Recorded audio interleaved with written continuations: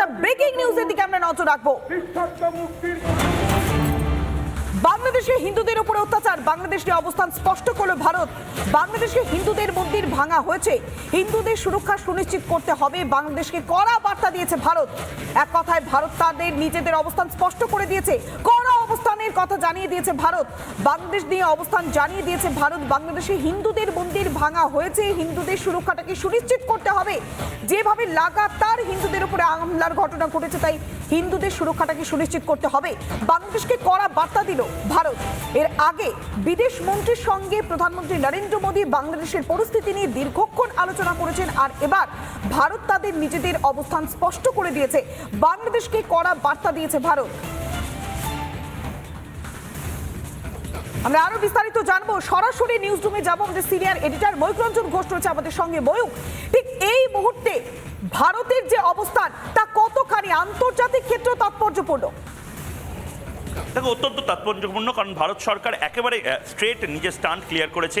ভারত সরকার চিন্তিত, ভারত সরকার দুশ্চিন্তায় রয়েছে যেভাবে বাংলাদেশের হিন্দুদের ওপরে অত্যাচার হচ্ছে, এবং ভারত সরকার নিজের যে বিদেশ মন্ত্রকের স্টেটমেন্ট যেটা পার্লামেন্টে প্লেস করা হয়েছে, বিদেশ প্রতিমন্ত্রী যিনি প্লেস করেছেন, তিনি নির্দিষ্টভাবে লিখেছেন যে হিন্দু হওয়ার অপরাধে সেখানে মারধর করা হয়েছে, তাদের যে মন্দির সেই মন্দির ভাঙচুর করা হয়েছে, প্রতিমা ধ্বংস করা হয়েছে। অর্থাৎ একদম নির্দিষ্টভাবে ভারত সরকার পার্লামেন্টে এই কথা বলছে যে প্রতিমা ভাঙা হচ্ছে, হিন্দুদের প্রতিমা যদি ভাঙা হয়, এটা যদি খুব নর্মালাইজ হয়, তাহলে এর থেকে বড় মানবাধিকার লঙ্ঘন হতে পারে না। এই সমস্ত মানবাধিকার কর্মী, সেই সমস্ত বাম সেকুলার মেকি, সেই সমস্ত ধর্মনিরপেক্ষ লোকজন কোথায়, যারা সামান্য কোনো ছোট ছোট ঘটনাতেও Iraq, Israel, Palestine, Gaza, Syria, Nicaragua সমস্ত জায়গায় ঘুরে ফেলেন, কিন্তু আমাদের পাশের দেশে হিন্দুরা হিন্দু বলে অত্যাচারিত হচ্ছে, তার জন্য তারা কিছু করেন না। এবং এই মুহূর্তে আমার সাথে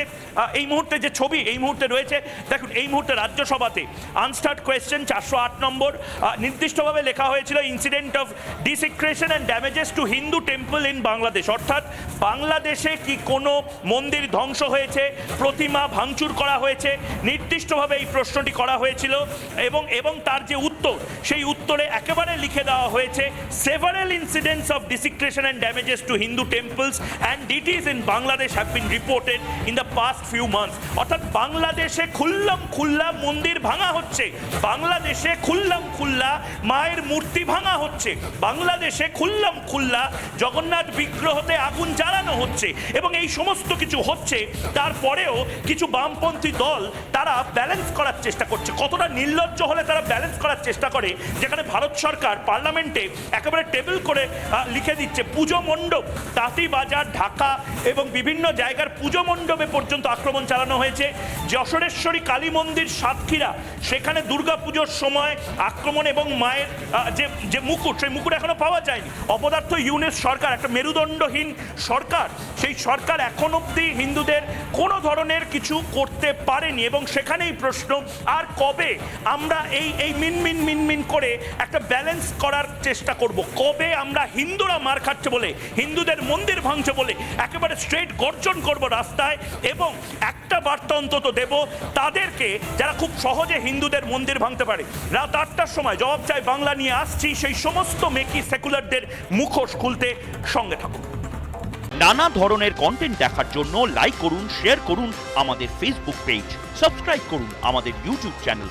পাশাপাশি অন্যান্য ব্রেকিং নিউজের জন্য অবশ্যই চোখ রাখুন রিপাবলিক বাংলায়।